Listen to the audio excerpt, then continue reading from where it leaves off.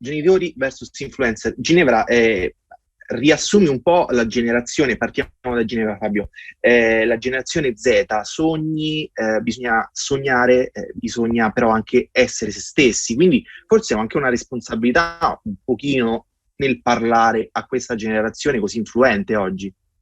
Sì, sì, perché comunque è una fase molto delicata, voglio dire, l'adolescenza, quindi sia io che il mio personaggio appunto stiamo vivendo la fase dell'adolescenza, quindi una fase di crescita, di evoluzione, di cambiamento, forse questa è la parola più importante, cambiamento, perché ovviamente si scoprono tante cose, si hanno tante ispirazioni diverse e quindi si ha questa voglia estrema di diventare subito grandi, di avere subito 18 anni per fare tutto, insomma, di diventare adulti.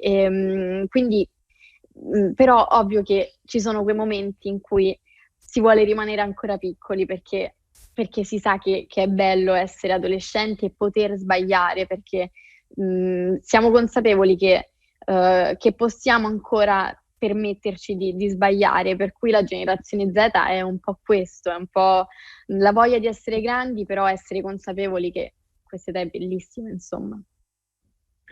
Fabio, a proposito di influencer, i tuoi primi 2 libri sono stati un riferimento per chi poi entrava nei 30 anni, quindi possiamo dire che sei stato un po' un precursore, sono usciti diversi anni fa ormai, però possiamo Sì. dire che sei stato un No, precursore. difatti dicevo prima in un'altra intervista, in realtà influenza nel senso che puoi influenzare le persone, chi come me per esempio ha un programma radiofonico, scrive libri, in qualche modo eravamo già degli influencer in quel senso lì, nel senso che quando parlavo di libri in radio poi i libri andavano in classifica, per dire, no? Quindi ho sempre avuto quella sensazione. Influencer inteso proprio io con i social, sono un po' vecchio, credo. Cioè potrei influenzare forse quelli della mia generazione, ma non saprei su cosa. Il tuo personaggio, penso a quando spiega Bauman in classe, lì sei un po' te, è un personaggio che riprende un po' anche il tuo modo di parlare. Le cose che faccio in radio soprattutto, sì, il tentativo di veicolare delle informazioni che secondo me sono utili alla persona, insomma, ecco, soprattutto ai giovani. E come ultima cosa vi chiedo, questi influencer influenzano davvero? Voi vi siete mai trovati a fare una cosa, a acquistare un oggetto perché appunto è stato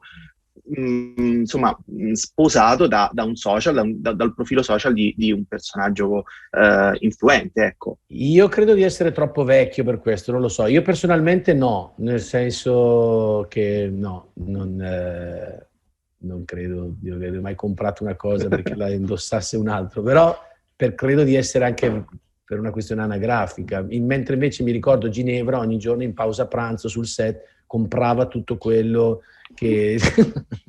Ma non è vero. Diciamo la verità, Ginevra usa i social molto meno di me, per cui diciamo nel film ha fatto la figlia influencer e io il papà bacchettone, ma poi nella vita vera lei è veramente un anni 80, diciamo. È vero, è un po' il contrario.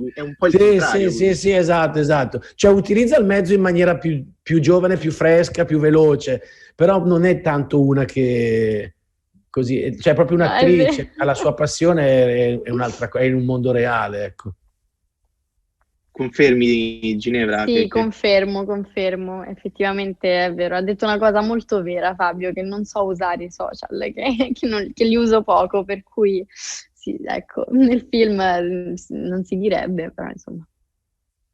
Grazie mille, complimenti a tutti e due. Grazie a te. Grazie Damiano. Grazie. Ciao.